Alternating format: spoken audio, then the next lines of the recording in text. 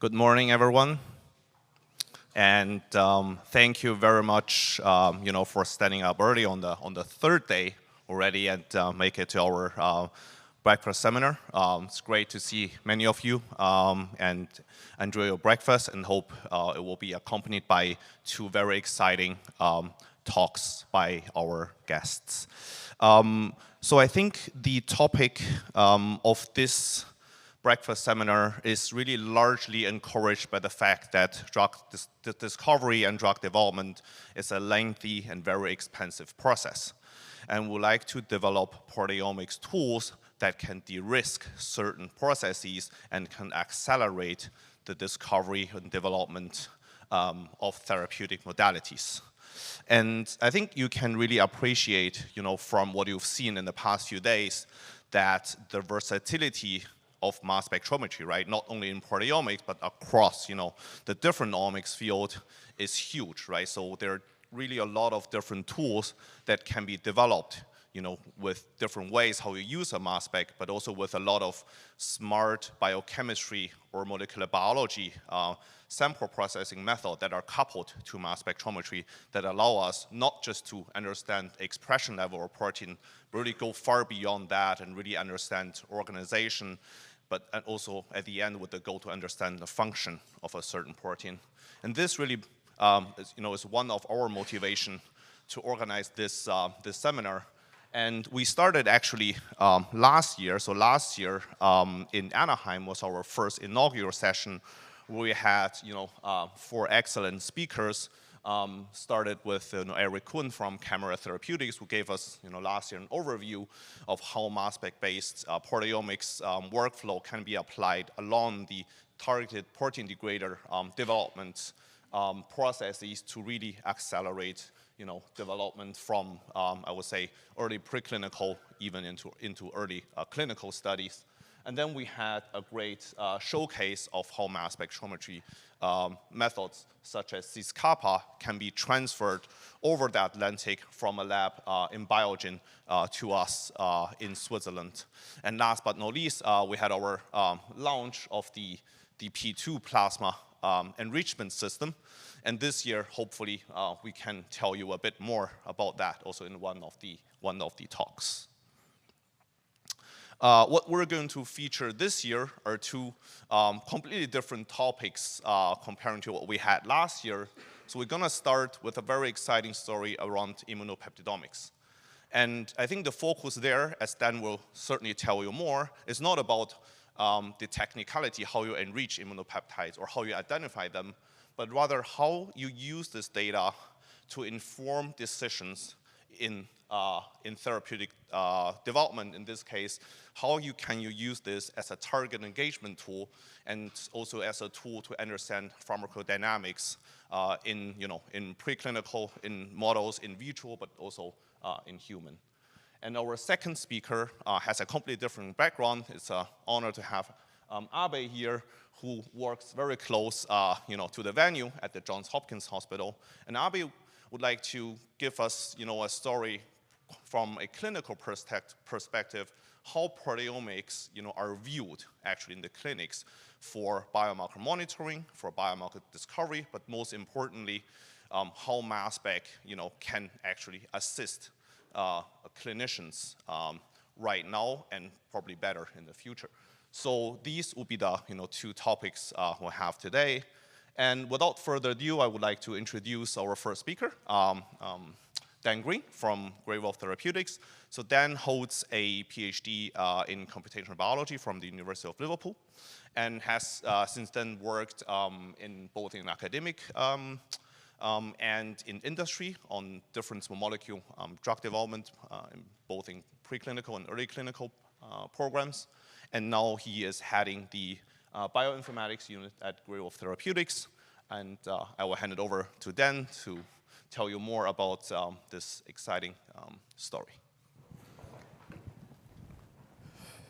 Yeah, thanks for the introduction, Johan, and thanks to Biognosys again for having me to speak. It feels like just yesterday I was giving the previous talk. So for those of you that were here yesterday, there's a little bit of repetition in the introduction, but they're very, very different stories.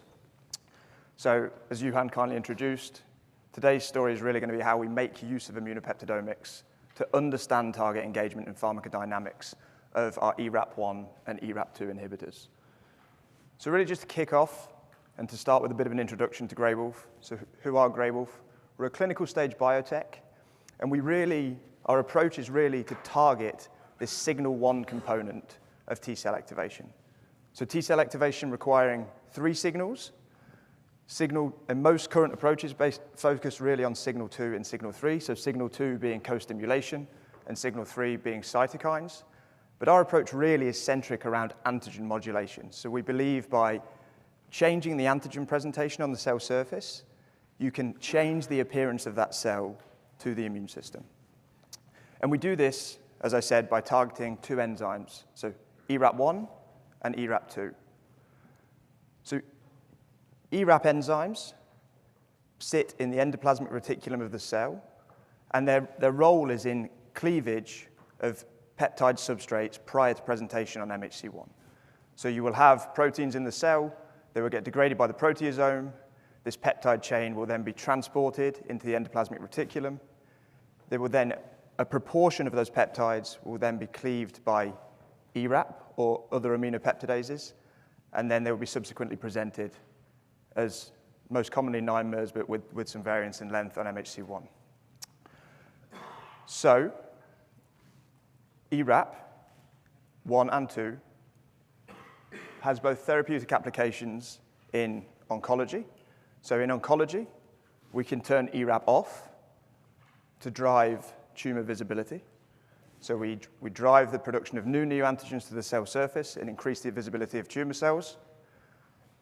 And similarly in autoimmunity, where autoimmunity is driven by misrecognition of self-autoantigens, we can turn ERAP off to stop those autoantigens making it to the cell surface.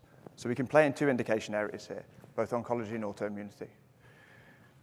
So 2 stories today. First one being around ERAP1, and then I'll follow on with the story around ERAP2, but both of them are centric on how we've used immunopeptidomics to not only drive biological understanding, but also then to derive a pharmacodynamic biomarker that we now even use in clinic. So to kick off first story, this is going to be centric around an experiment we did in HCT116 cells. So we took HCT116 cells and we treated them with increasing concentrations of one of our ERAP inhibitors. And then this is probably the only schematic there will be to any technical application of mass spec today, but just to say, we then lyse the cells, we do an IP pull down, or Biognosys do an IP pull down of pan-HLA antibody, and we're looking to observe what is quantitatively changed of these peptides at the cell surface with direct DIA. So we get a very, very nice and quantitatively complete experiment. So here in this particular experiment, we identify about almost 24,000 immunopeptides on the cell surface that we can then draw quantitative comparisons between. And you can see if you take all of these circa 24,000 peptides and ask simply what variance looks like in the experiment with a PCA plot, you can see quite nicely here where the dots are each individual sample, and the lines connect what are biological replicates within the same dose. So if you look at the top side of this graph, we've got DMSO grouped with very low concentrations of the drug or lower concentrations of the drug. And then as we increase the dose of the drug, we get nice separation down PC2. And PC1 here just separates the biological replicates as we expect. So we started to ask questions about what those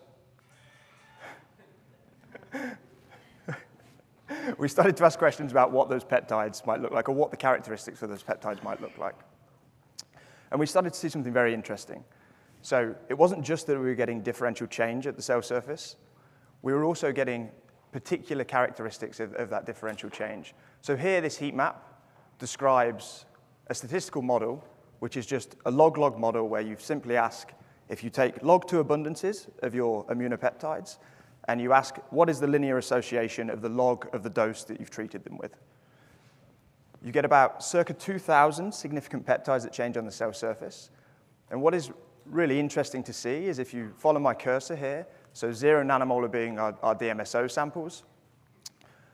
Those peptides that have relatively higher abundance in DMSO that then decrease with increasing concentrations of the drug, so they end up with relatively lower abundance at 10 nanomolar, are generally all those peptides that are 7 to 9 mers in length.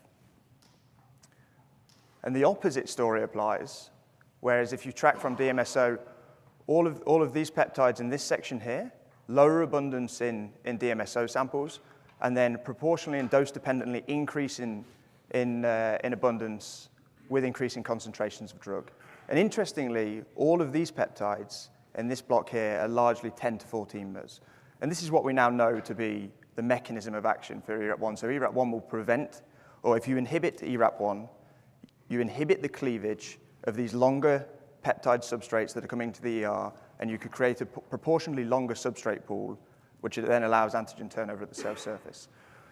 So if you break that down, you can see this in a more granular manner on the volcano plot on your right-hand side, my left-hand side, where if you follow 8 mers to 9 mers, you've got some blue dots in there, quite a lot of blue dots.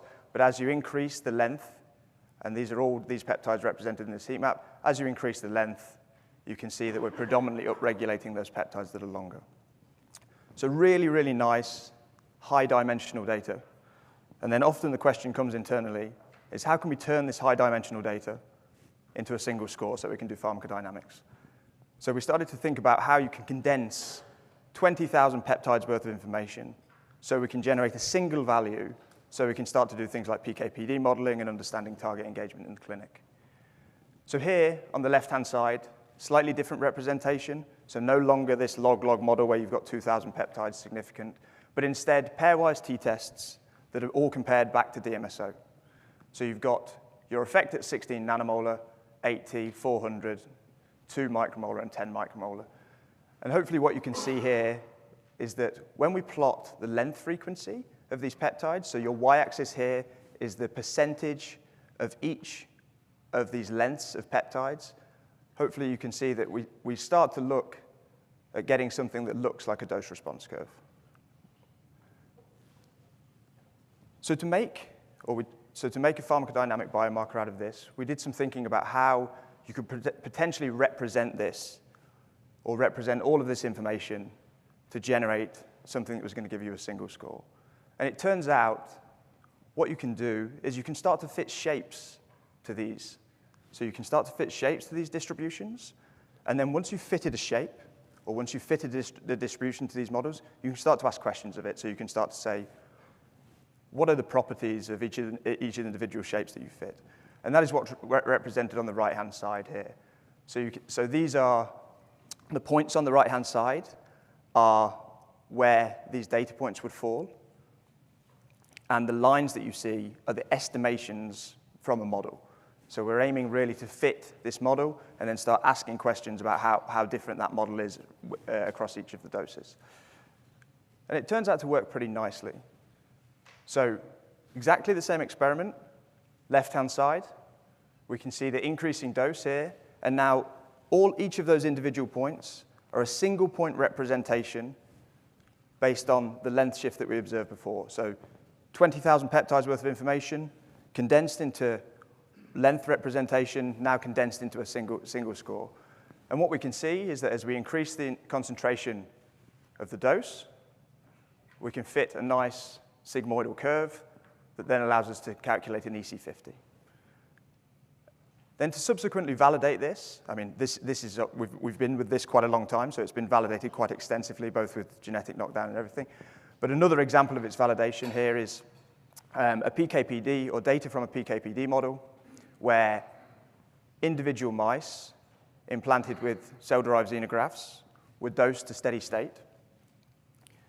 So once they were dosed to steady state, we then took these CDX models out of the mice and asked exactly the same question we're asking here. And what you can see is exactly as we'd expect. So you dose them to steady state, and then what you can do with this biomarker is quantify the loss or the clearance of drug over time. So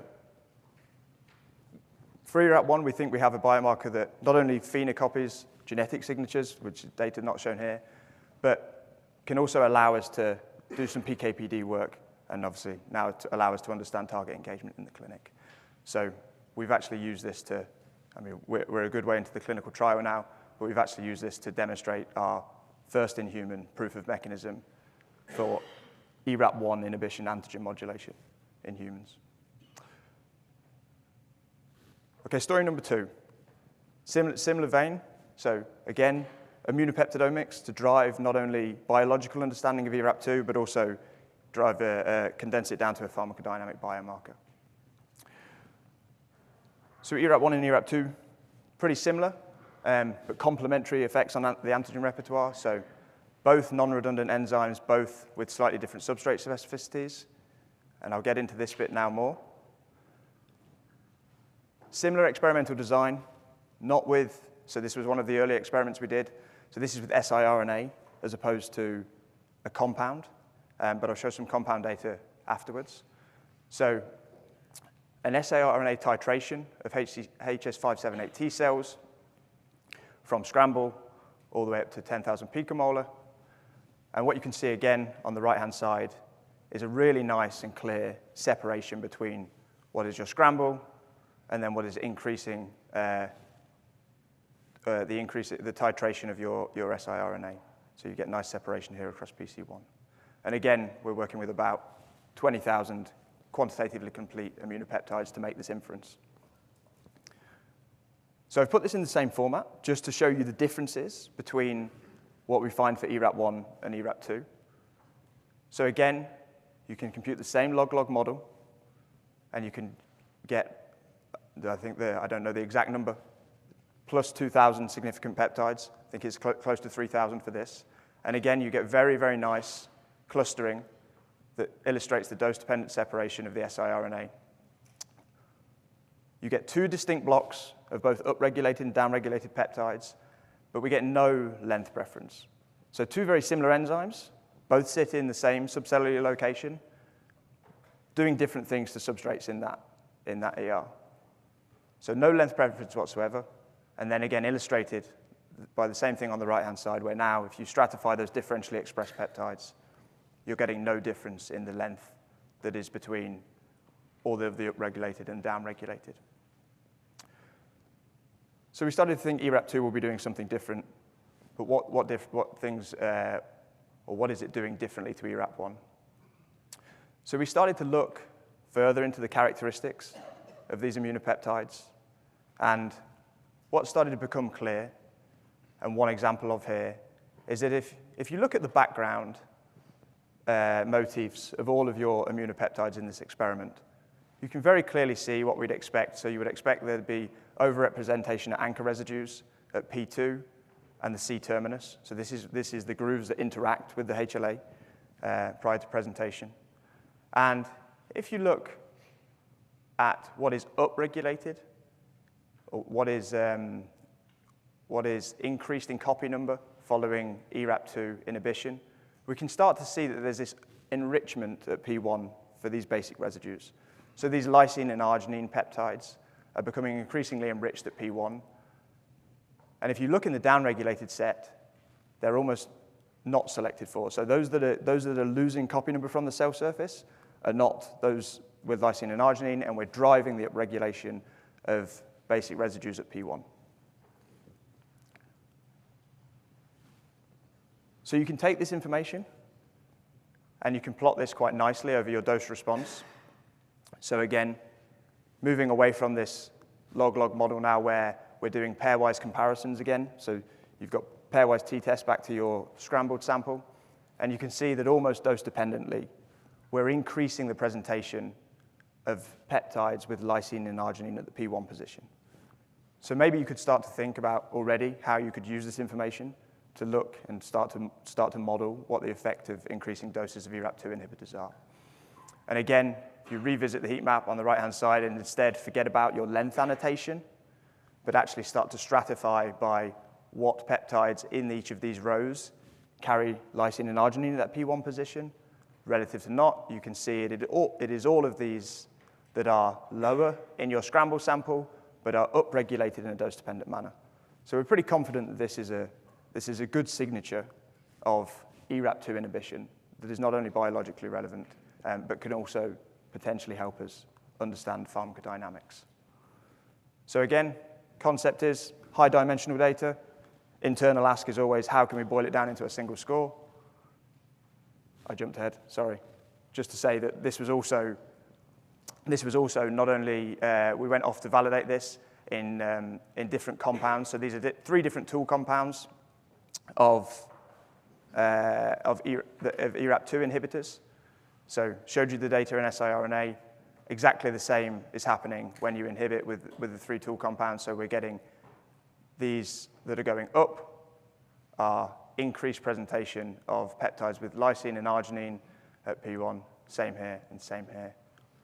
And not only that, but this increased presentation of these lysine and arginine peptides, when you genetically manipulate ERAP2, you can also reverse the signature. So we knocked in ERAP2 to a mouse model, and so it's illustrated here.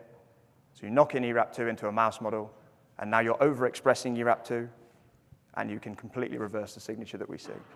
So now you're getting the same thing flipped around because you've got overexpression of ERAP2. So at this point, we're pretty confident about the signature. And now, this is the point I jumped ahead to before. Now we'd been asked to boil it down into a single pharmacodynamic score. So you can start to ask questions. You can start to ask what you would expect by random chance this presentation to be. So you can bootstrap various expectations from the data and ask the question, how likely should it be under random circumstances for lysine and arginine peptides to exist at P1? And then you can start to ask, how much do you deviate from that expectation?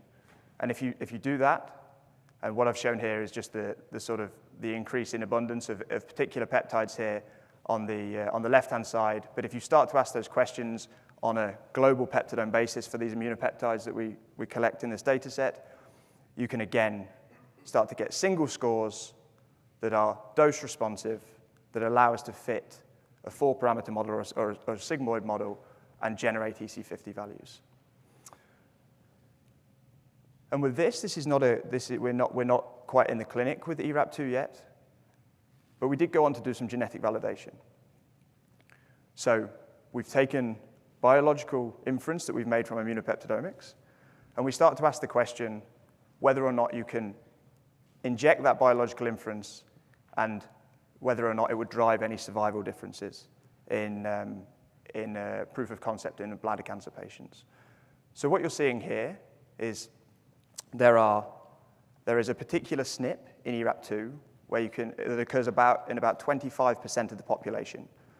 This particular SNP introduces a premature stop code on exon 10, so it causes nonsense-mediated decay. You don't get protein product.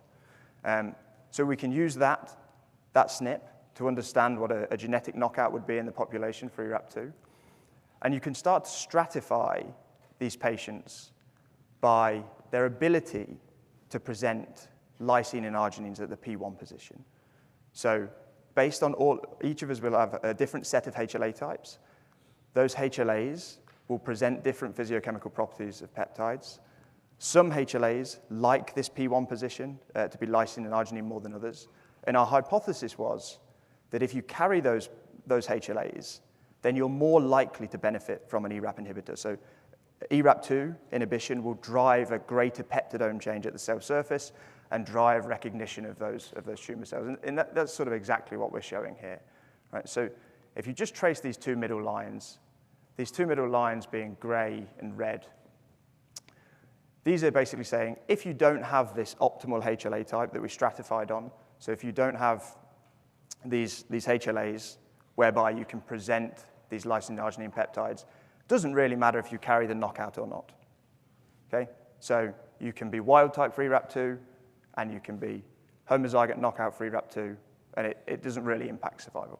So you've got pretty close survival differences there. If instead you do have this optimal HLA type, and you have genetic knockout of ERAP2, then you have better survival. So this would be a phenocopy of what we aim to do with inhibitors in the clinic. And then the reverse is true, that if you do have this optimal HLA type and you have active ERAP2, well, we think you're getting trimming of those peptides, and therefore the survival is less. So I'm not going to read through all of this, but this is a schematic that basically illustrates the points just made. So if you're carrying this optimal HLA type, and you have an inactive ERAP2, then this is the sort of patient population that we think will benefit most from our ERAP2 inhibitors. And conversely, the same as I just said, that if you're not carrying the HLA type, it doesn't really matter whether or not you are ERAP2 wild type or ERAP2 knockout. So to wrap up and summarize, we've got 2 enzymes that we target.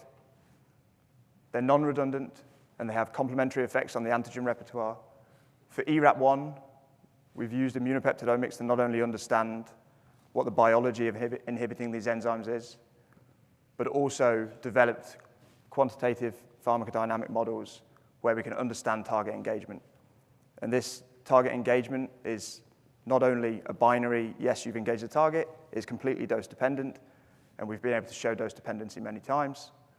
And then for ERAP2, we've shown that it has no length preference, but again used immunopeptidomics to understand what its substrate specificity is likely to be, use that substrate specificity to build pharmacodynamic models where we can start to understand dose-dependent changes in the immunopeptidome, and also use that biological knowledge to start to think about how we might do patient selection when we reach the clinic.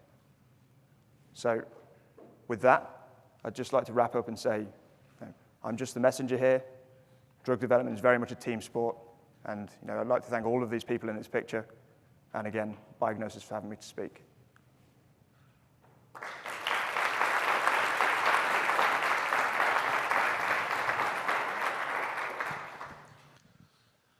Thank you, Dan, for the great talk. We'll have the Q&A session at the end. So now I would like to introduce our second speaker, Professor Abe Mogekau. Abe is Associate Professor for Neurosurgery and Neurology at Johns Hopkins, just next door. And Abe is also leading the biomarker core, where he has really access to a wide range of proteomic technology and non-proteomic technology, looking at biomarker monitoring and discovery. And it will be great to hear from his perspective what new technology could be useful in a real-world scenario as a clinician. Thanks, Abe. Thanks, Yuan, for that introduction. Can you guys hear me? So I'm going to transition from bench to the bedside, and then later on in the talk, back to the bench. I'm going to talk mainly about Alzheimer's disease biomarkers as it relates to my core interest. Many of you may be aware, one of the holy grails, we now have an FDA-approved blood biomarker for Alzheimer's disease. And it's as reliable as PET scans or CSF analysis. And it's essentially the ratio of p-tau217 to A-beta-42 with very high positive and negative predictive value. And while it's an immunoassay and it's not a mass spectrometry assay, the groundwork for this was actually laid by mass spectrometry. Beta amyloid was isolated from the brains of patients with Alzheimer's disease and Down syndrome in the early 80s. And subsequently, a decade later, phosphorylation sites on tau were all identified by mass spectrometry. And I know there are many tools recently, and we are tempted, to do Olink and SomaLogic. You wouldn't, if you had done Olink and SomaLogic on CSF or blood for Alzheimer's disease, you wouldn't have identified the A-beta-42 fragment, which is a peptide fragment, or the p-tau217, which is a PTM. So this tells us that mass spectrometry is still very important despite all these new other tools that are there on the market. And more recently, people have come up with a synaptic signature for Alzheimer's disease. This is a very large cohort. 3,400 CSF samples over 6 cohorts. I mean, really large study, and they did SomaLogic, and they identified 2 proteins, one going down, NPTX2, and one going up, YWAG. And just the combination of those 2, gave you a very high predictive value of who's going to develop Alzheimer's disease, and these are both synaptic proteins. And it took them, that many samples over that many cohorts. But we forget, we described this 6 years ago in 40 very well-characterized samples using mass spectrometry. This tells us you don't need to do thousands of samples to get some real biologic answers. If you have well-characterized cohorts, you can get real biology understanding by just looking with mass spectrometry. So we identified NPTX2 and 1433 gamma, which is the same protein as YWAG.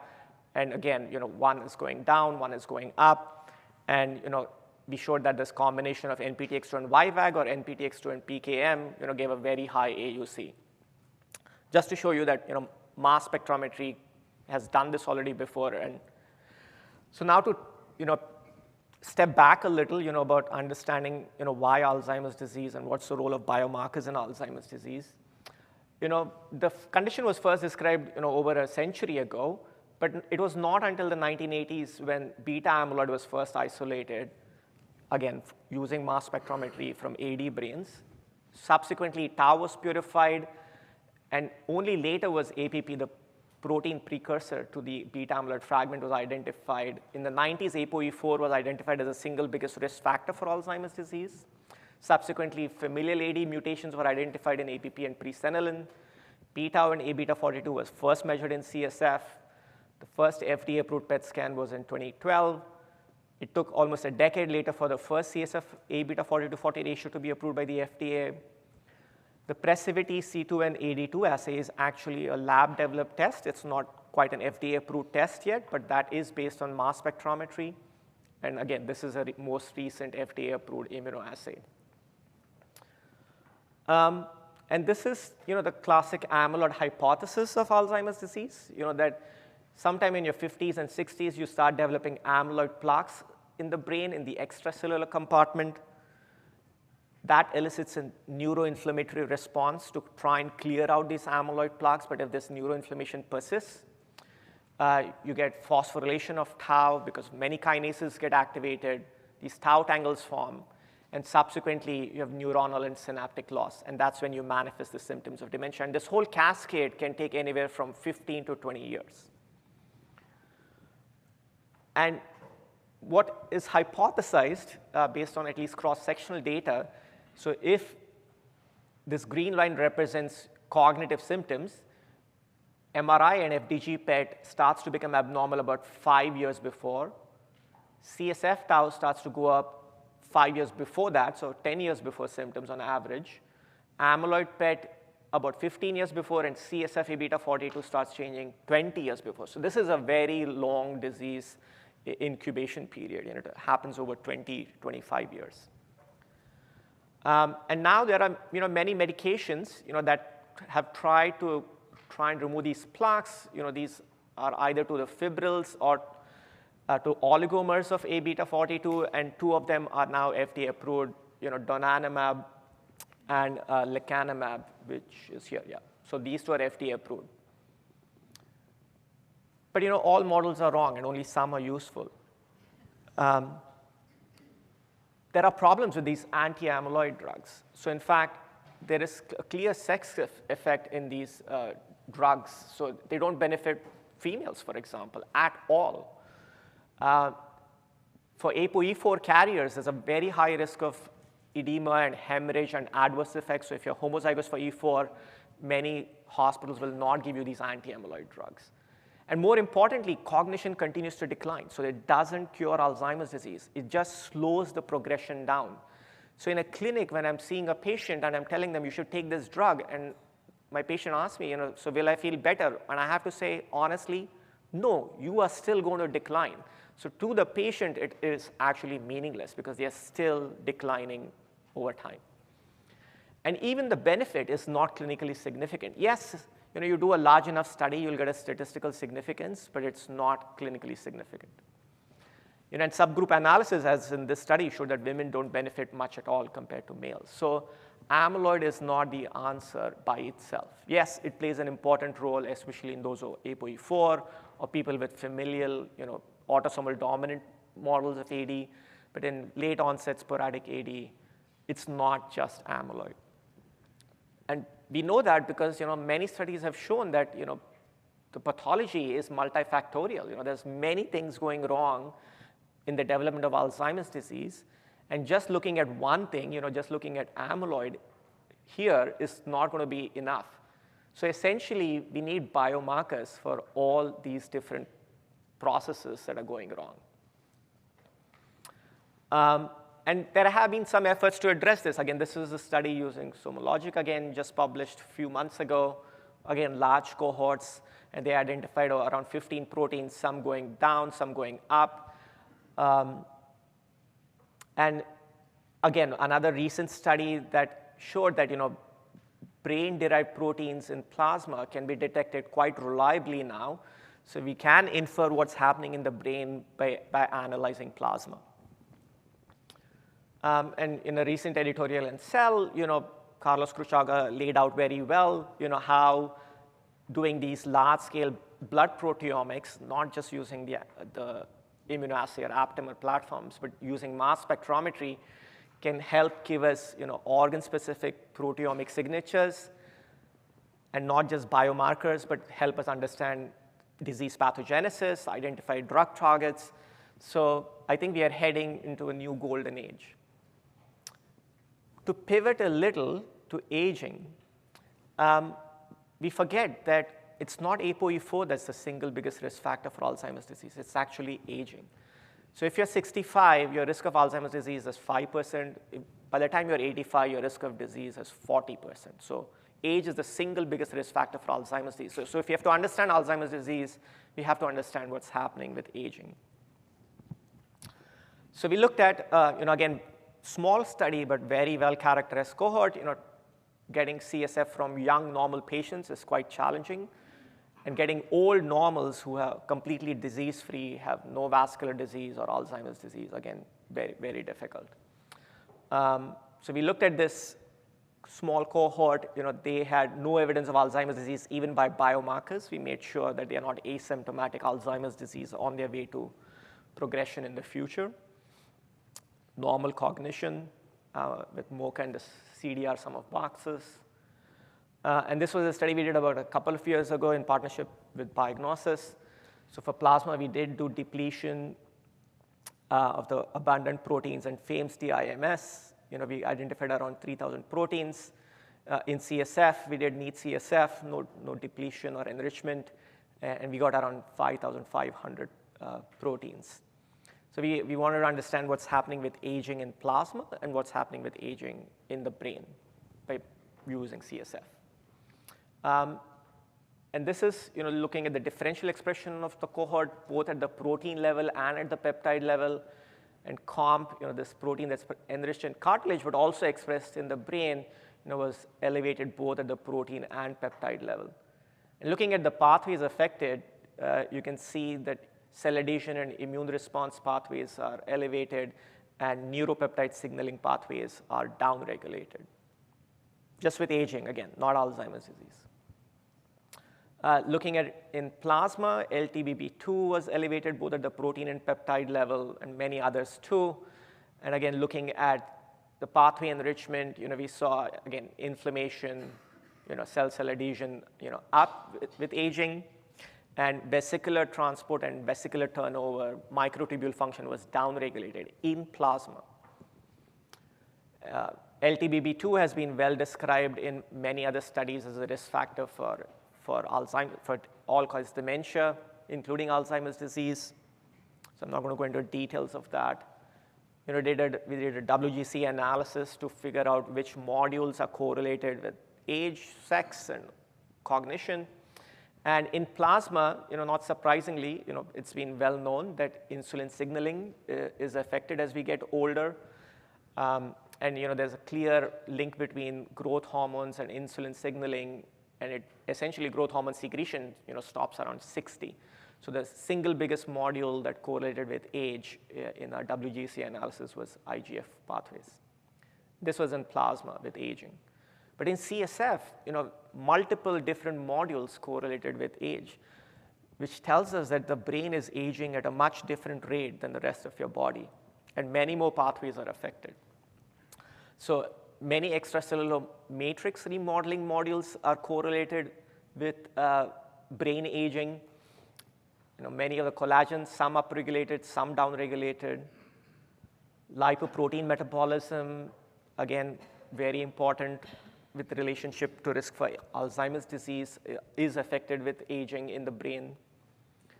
Nearly 25% of your cholesterol metabolism happens in the brain, so it's not surprising.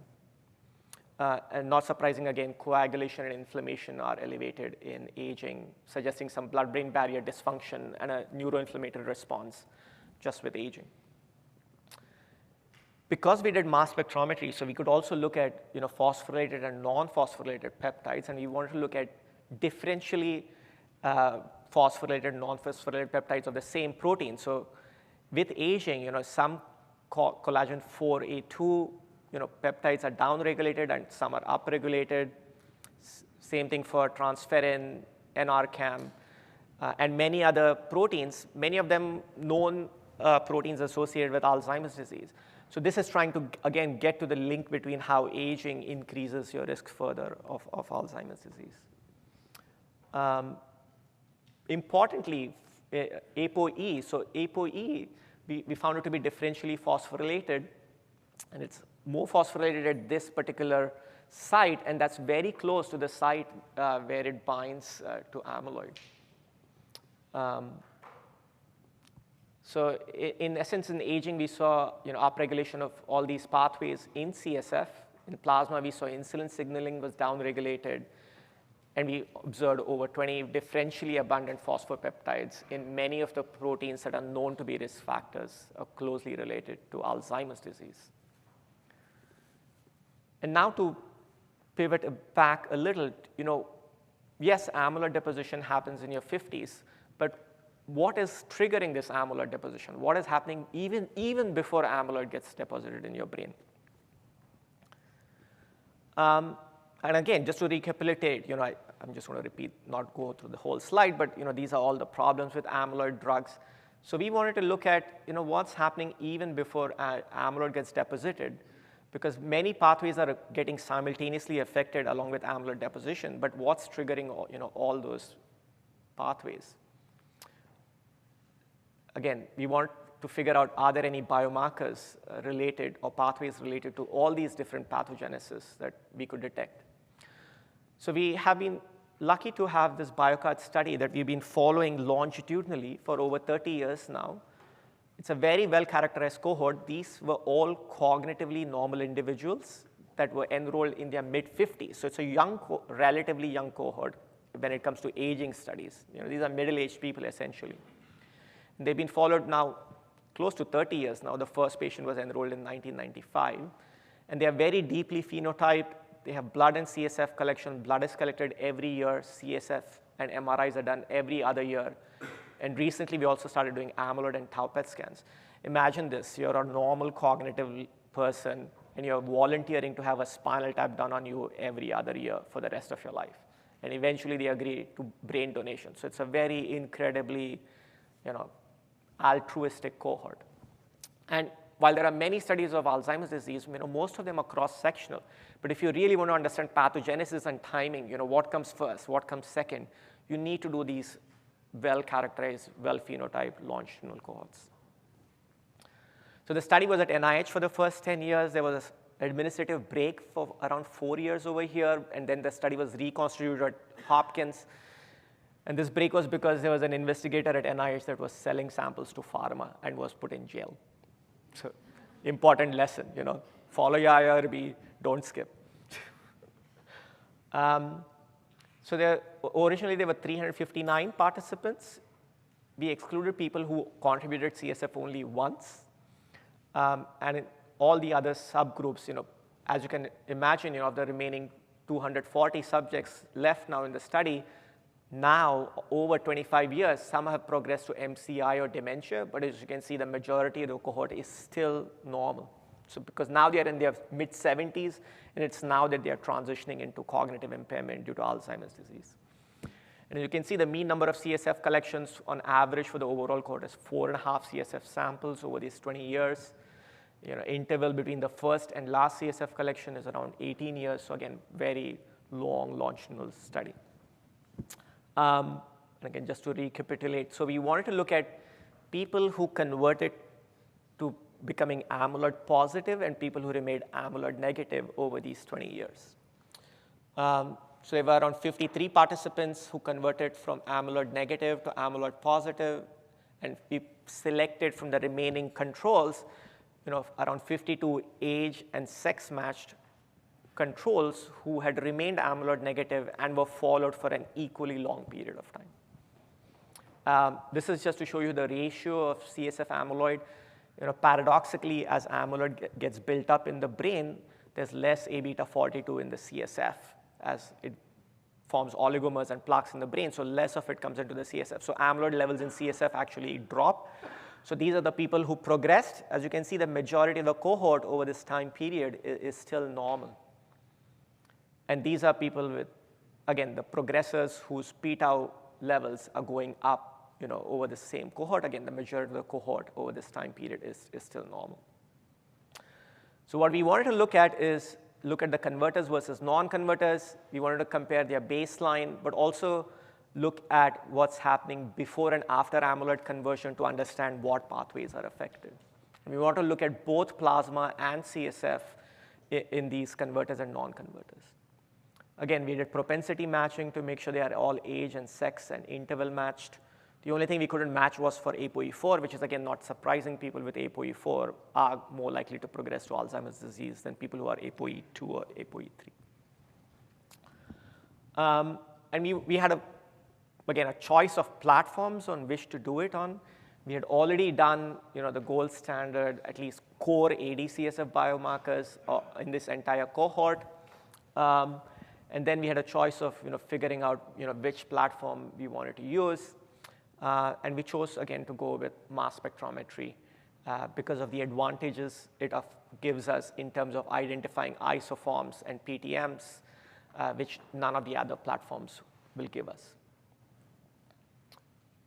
And just to give you an idea, when we did the aging analysis, originally in partnership with Biognosys, 153 samples took us around 5 weeks.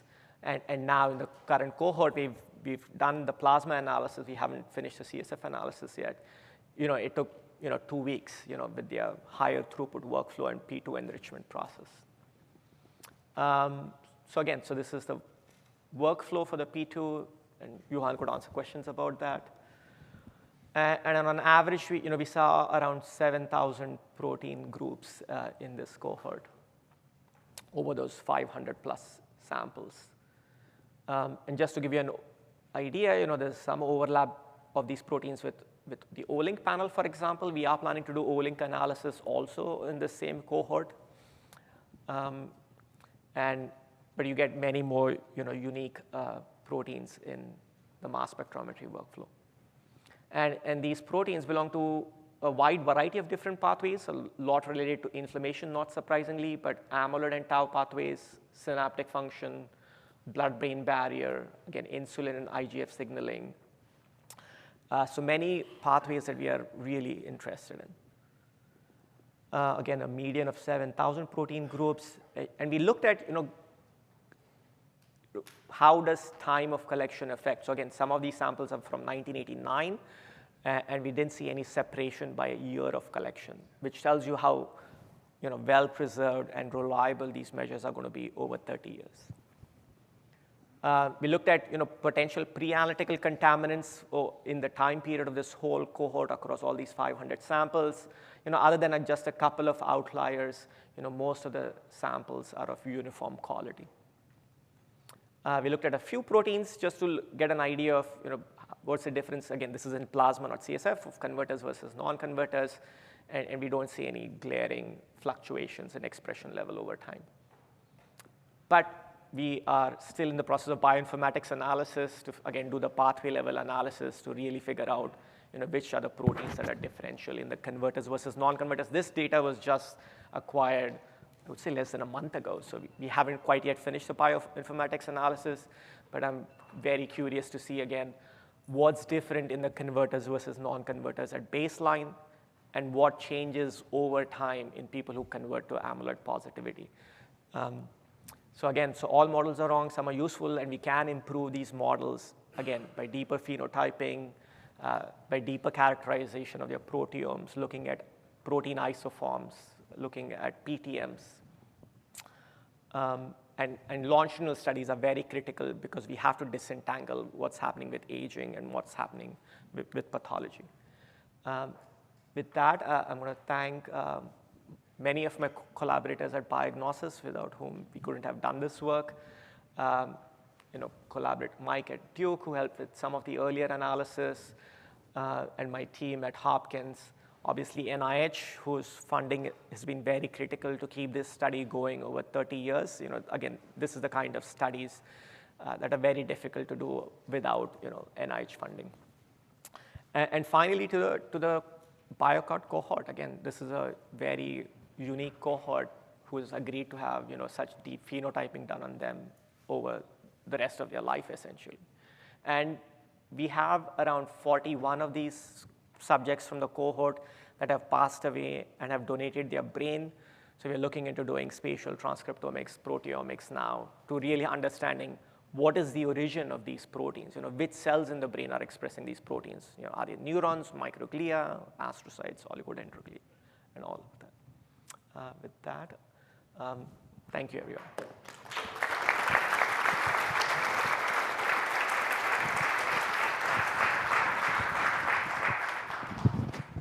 Thank you very much, Abhay.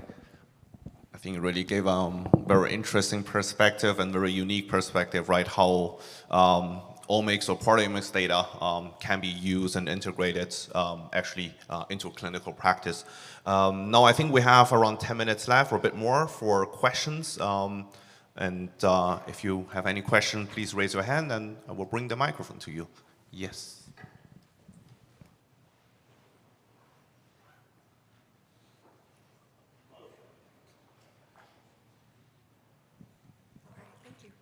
Hi, so this is a question for Daniel Green. I was curious if you could comment at all at possible in ERAP1 as well as 2 co-treatment, and potentially what peptide signatures you're seeing with that effect?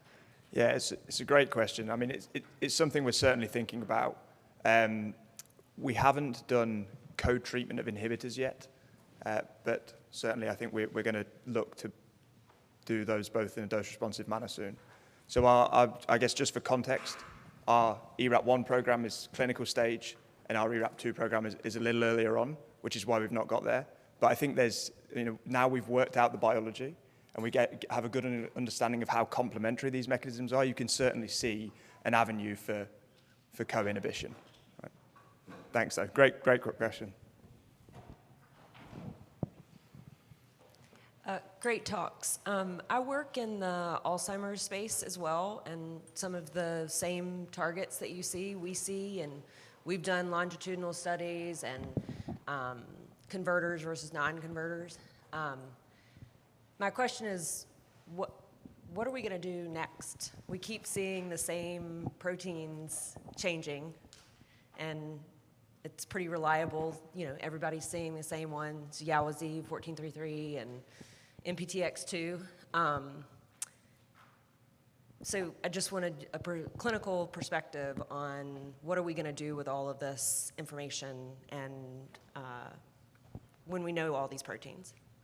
Yeah, I think the next step is figuring out the timing, which changes first, which changes second, because you want to get to the most proximate cause. So right now we have a good idea of which proteins are differential across the conditions.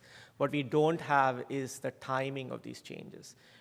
Just simple thing as neuroinflammation. Does it happen early in the course or late in the course? And neuroinflammation could be a double-edged sword. Early in the course, it may actually be beneficial. You want the microglia to clear out the plaques. But chronic activation of microglia over time may actually be harmful. So late in the course of the progression, neuroinflammation may be bad. So you don't want to suppress neuroinflammation without knowing the timing. So I think that's where the next step is going to be, is to figuring out the timing of these changes. Thank you. Any more questions? All right. It's helped me to get more steps. Great. Yeah. It's not a very clear path as well. So. Hi, yeah, my question's also for Daniel. So great talk, thanks for sharing all that. So I work in immunopeptidomics too, and we know that there's like a real clear length distribution, what is even possible to be presented on different class 1 alleles, right? So I was just wondering if you could maybe comment on if in patients after treatment with ERAP1, do you see that you have complete loss of presentation of specific alleles, and what does that actually mean for any immune surveillance in these patients on the long term? Yeah, great question. I mean, obviously something we look into a lot. So we don't think, or as far as we understand so far, you don't necessarily get loss of an allele in terms of presentation. And there are no sort of adverse events from a sort of autoimmune perspective when you treat with these inhibitors. You do obviously change the repertoire of what is presented on these alleles. And I guess the biggest distinction probably is that some alleles will be a bit more permissive to sort of presenting these longer antigens than others. So in some alleles, you will get presentation of longer peptides. Yeah, it's when we all should have woken up, don't worry. And then alleles that are a bit less permissive, you actually just get turnover, because it's not just a component of making an antigen longer and therefore that antigen then gets presented. Obviously there is a big pool of peptides in the ER that are all competing for presentation on the HLA. So sometimes inhibition of these enzymes is not necessarily leading you to identify the longer substrate that is inhibited. Right? No, because you need the correct anchor position. Exactly, too, yes, right? yeah. So exactly right, yeah. Does that answer your question? Kind of, a little bit. I mean, I think it would be super interesting to see this on the long term, like how the immunopeptidome shifts in general and what that means for, I don't know, tumor-associated antigens in these patients, right? Yeah, exactly.